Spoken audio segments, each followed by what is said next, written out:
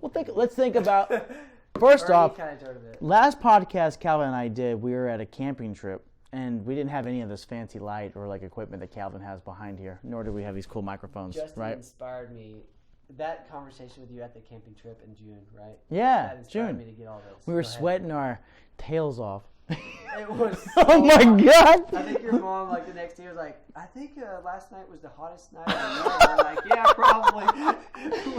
First off, like we didn't talk about this. We didn't talk about this at the podcast, but we definitely had the rain guard on our tent, which, guys, we're all aware that heat rises.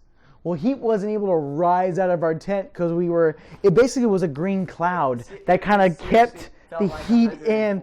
Yes, and we were tossing and turning in the sleeping bag. Finally at like 2:30. Our dogs were panting. And I was like, dude, can we take this off? You're like, yeah. We took it off, and this breeze comes in. And it probably was the difference between 90 degrees in the tent and 85, but it felt like air conditioning flowing through. Yeah, it was still like way hot. You know when you get to like that heated environment where you can't think straight, and you're so hot, you're not getting any sleep, and you feel like you need to drink water, but you're drinking so much water. That was one of the most miserable. We had a lot of fun in that camping trip, but we were really miserable that night. I literally wanted to go swim in the river at 2:30 in the morning. 2:30 in the morning just to cool off. Mind you, I'm sure our dogs did. Yeah, the following night we actually stayed outside of the tent, and for the majority of the night, yeah, which was fun. Also, there was like a pachanga or a Mexican party going on across the river. Oh man, that music was resounding in my ear. Show, like a rock band show, like. But it was going on for 14 or 15 hours. 10 in the morning. And it lasted so long, it was like a running joke. Like at 7 p.m., we're like, they're still playing. And then at 2, they're like, are you ready? Just like I think they're playing the same songs too, because some of it was like Mexican music, others and other forms of 90s pop culture music with karaoke. I think people were doing. That was comical. Like it was frustrating in the moment, but I'm like, this is gonna be funny. I think I was like working the next week at my house, and I could still hear rumblings of like.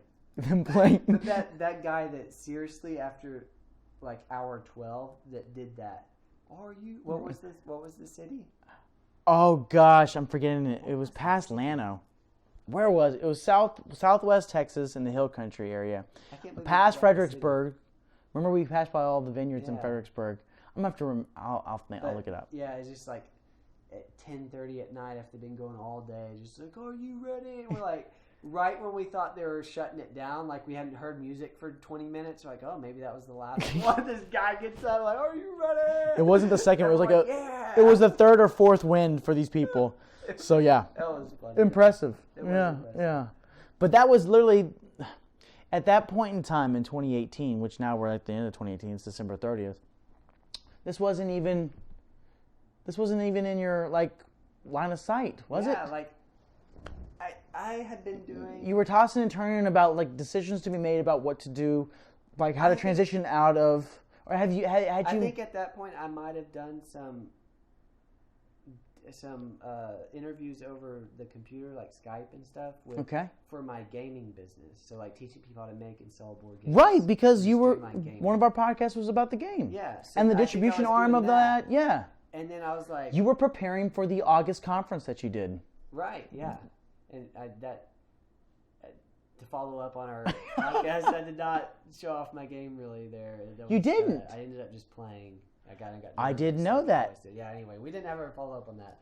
But that weekend, it was really it really transformed me over the next 4, 5, 6 months. I really started realizing like I like doing these interviews and these podcasts and stuff. But my gaming website, I really like my gaming website, and that community is fun.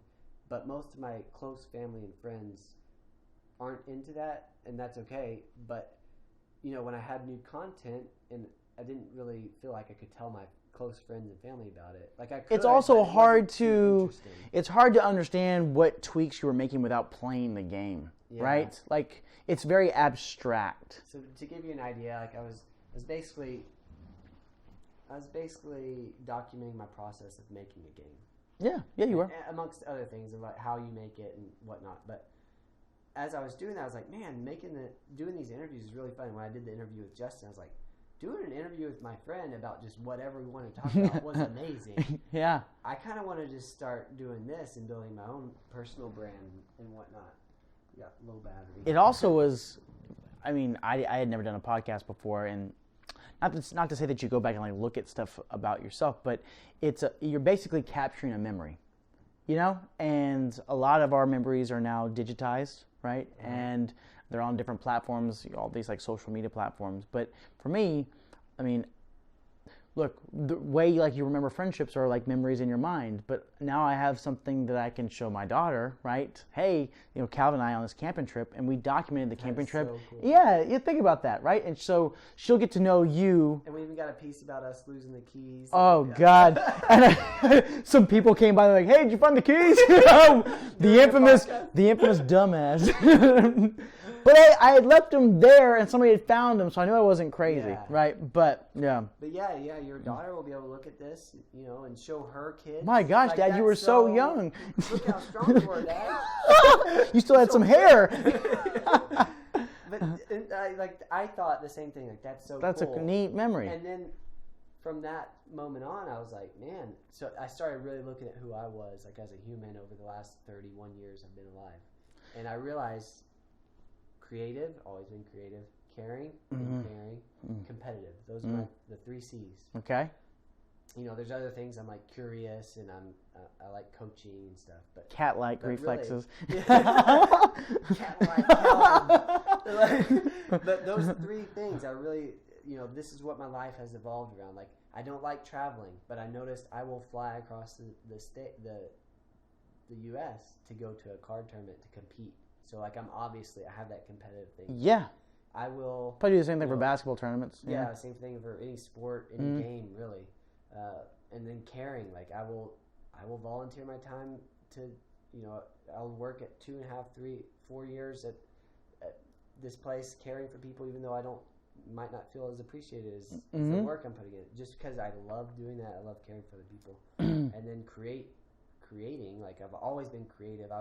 I remember when I was young, I would like lock myself in my closet sometimes. Not like lock, yeah. But like I built like my studio in a closet, and I would go in my closet and just like that was my fun time for like some certain amount of hours per week or whatever, just like coloring and being creative. Yeah. I didn't know that. It was very interesting. Okay. So I didn't read books, but like I would buy books, coloring books, or whatever, like color or like just paper and like write stories. For all the viewers, he does know how to read though. I can kind of read. He's being nice, but I can kind of read. You're hysterical. Yeah, I don't know. So at that point in time, you had not made the decision. This is the middle portion of 2018. Fast forward to December 30th, and here we are on the cusp, like the evening of, you know, New Year's Day, which would be kind of a cool thing to start think about from a tradition standpoint. Like, there's always fun things to do around New Year's, and depending upon Texas weather, like. There's pretty good days even in December. Like I remember most of my Christmases growing up in Texas, I was in shorts. Yeah. So, I mean, I'm just starting to think about how this wasn't even a twinkle in your eye.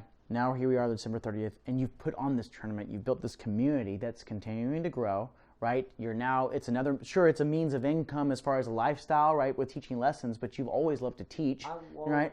end up making very much for the hours I spent on the tournament. And one reason for that is that with the tournament, I've done a lot of things. I've done gift bags. We're doing pizza.